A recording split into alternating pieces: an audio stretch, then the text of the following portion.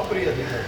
એટલે નમ્રતા ભગવાનનો આપણે માગીને ભગવાનને નમ્રતા વિનય વિત્તમ પ્રોપર્ટી વેલ્યુ કળિયુગમાં ભગવાનને ખબર છે દાનની માંગ કે ભાઈ કોઈ મહેમાન અચાનક આવે તો આપણા ઘરમાં એટલી વસ્તુ હોવી જોઈએ કે આપણે એને જમાડી શકીએ.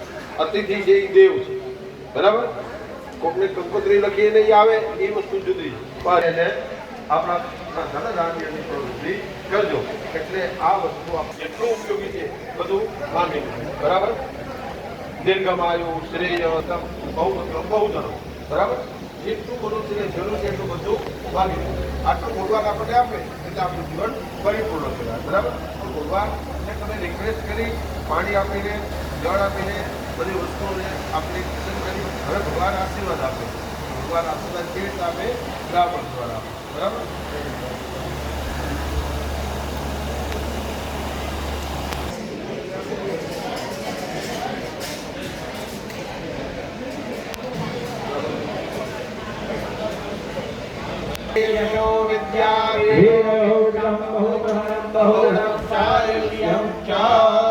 विद्याशीर्वाद सर्वे जना सुखिनः सन्तु सर्वे सन्तु निरामय सर्वे भद्राणि पश्यन्तु मा कश्चित् दुर्भाग् भवेत्.